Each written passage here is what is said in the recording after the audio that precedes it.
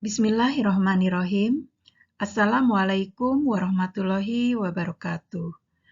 Good morning, student. How's life today? I hope you are all in a great condition. Today is our second meeting in discussing the narrative text. Anak-anakku sekalian, bagaimana kabarnya hari ini? Hari ini merupakan pertemuan kedua kita untuk materi naratif teks. Kompetensi dasar pada pertemuan kedua ini sama dengan kompetensi dasar pada pertemuan sebelumnya.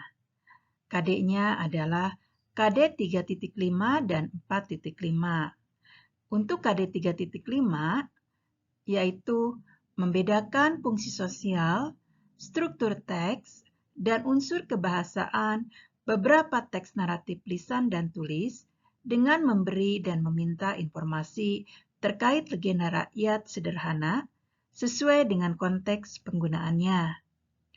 Untuk KD 4.5 yaitu menangkap makna secara kontekstual terkait fungsi sosial, struktur teks, dan unsur kebahasaan teks naratif lisan dan tulis sederhana terkait legenda rakyat.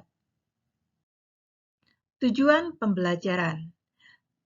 Tujuan pembelajaran pada pertemuan kedua ini yaitu melalui pendekatan berbasis teks, peserta didik dapat membedakan serta menangkap makna secara kontekstual terkait fungsi sosial, struktur teks, dan unsur kebahasaan beberapa teks naratif lisan dan tulis dengan memberi dan meminta informasi terkait legenda rakyat sederhana sesuai dengan konteks penggunaannya.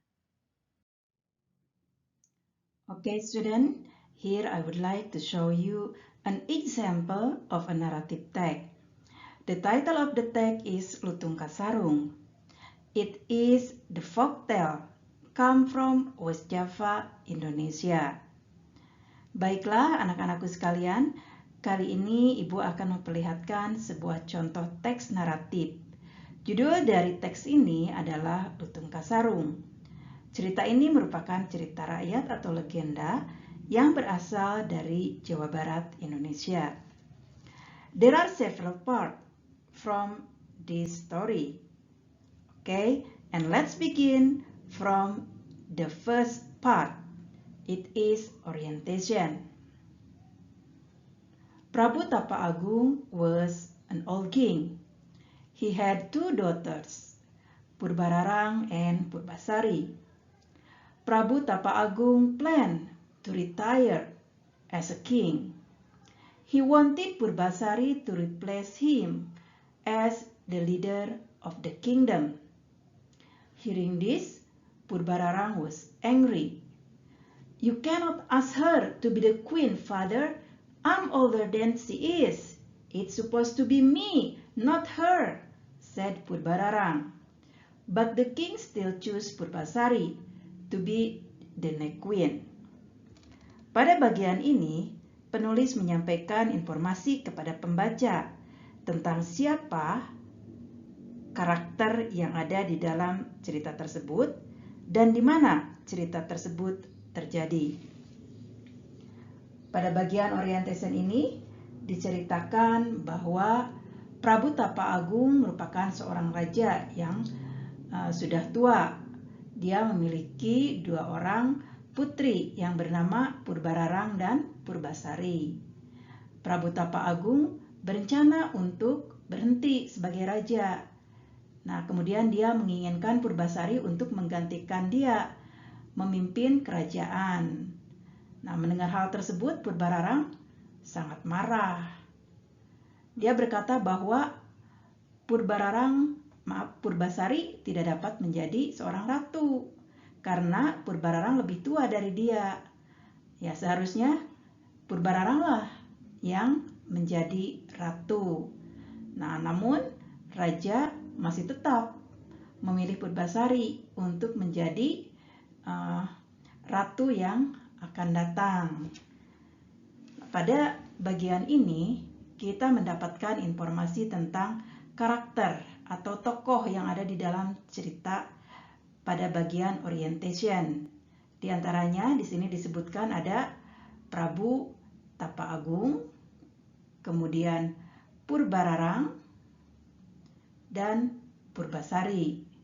Selain itu kita juga mendapatkan informasi di mana kejadian tersebut terjadi, yaitu diantaranya adalah di sini disebutkan nama tempat The Kingdom atau sebuah kerajaan. Okay, now let's move to the next part. It is complication.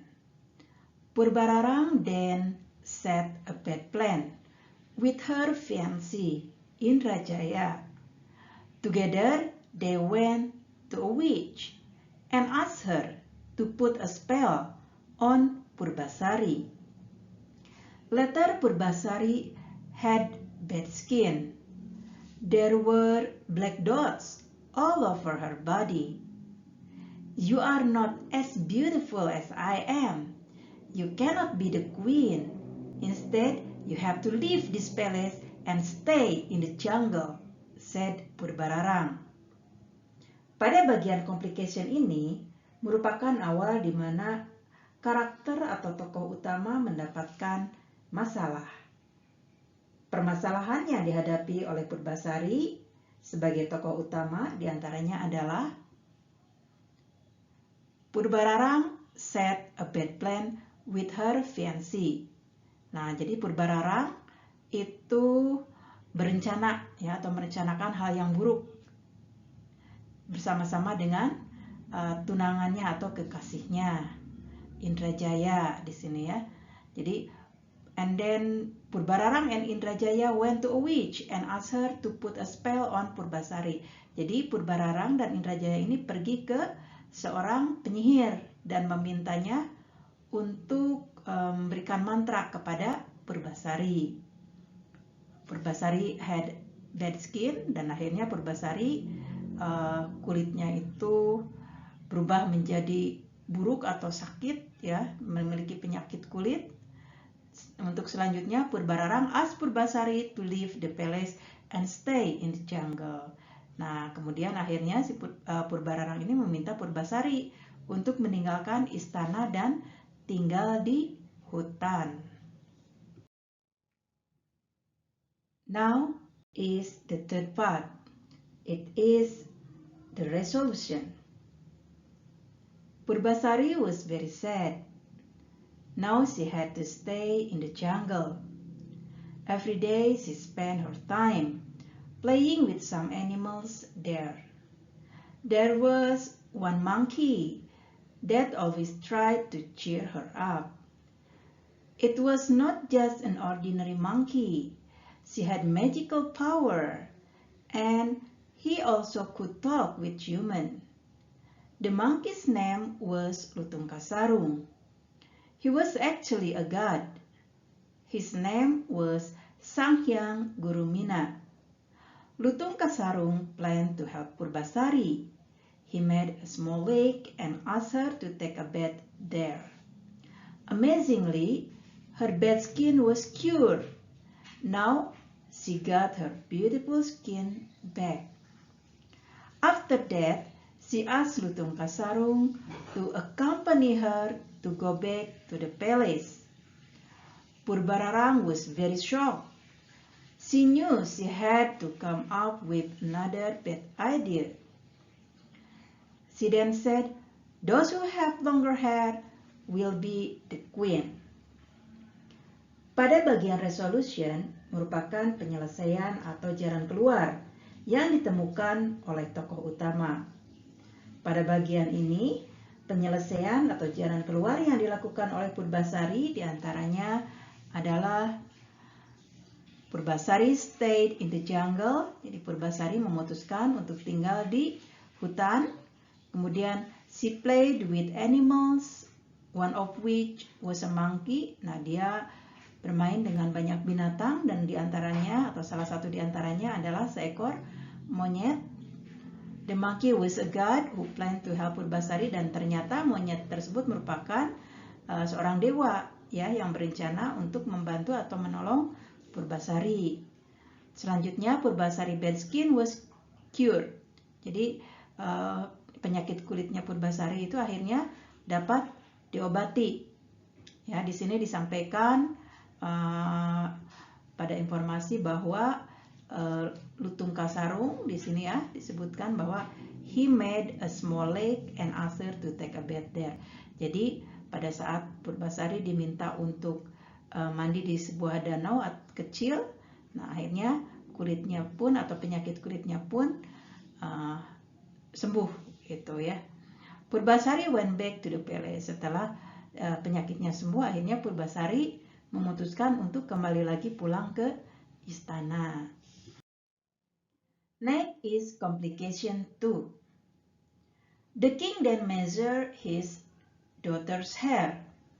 Purbasari had longer hair, but Purbararang did not give up. A queen must have a handsome husband. If my fiancé is more handsome than yours, then I will be the queen, said Purbararang. Purbasari was sad. She knew Purbararang's fiancé Indrajaya was handsome, and she did not have a fiancé yet. Here is my fiancé Indrajaya. Where is yours? Asked Purbararang. Lutung Kasarung came forward. Purbararang was laughing very hard. Your fiancé is a monkey. In this part, the main character faced another problem. Pada bagian ini, tokoh utama menemui masalah baru.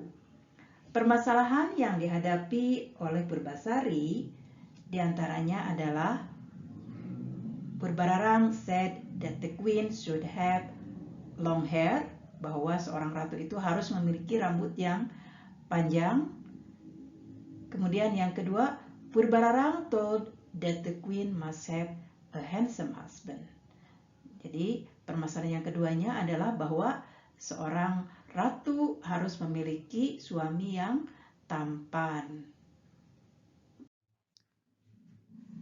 The last part is resolution. Suddenly, Lutung Kasarung changed into a very handsome man. He was even more handsome than Indrajaya. Purbasari then became the queen. She forgave Purbararang and her fiancé and let them stay in the palace. Pada resolusi 2, Purbasari sebagai tokoh atau karakter utama dalam cerita ini akhirnya menemukan penyelesaian masalah. Di antaranya, Lutung Kasarung changed into a very handsome man. Lutung Kasarung berubah menjadi seorang pemuda yang sangat tampan. Kemudian Purbasari became a queen. Dan akhirnya Purbasari and Purbararang stayed in the palace.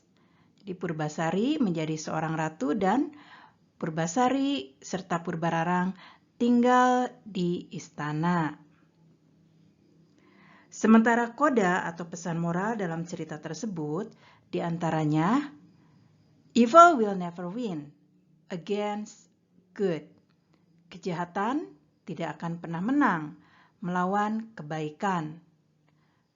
Revenge will only bring more misery.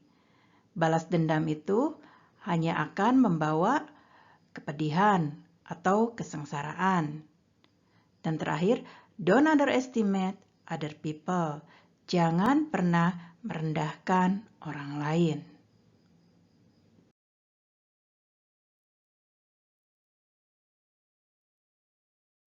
Okay, student, that's our material for today. Thank you very much for your attention. Have a very nice day. Happy learning. Wassalamualaikum warahmatullahi wabarakatuh.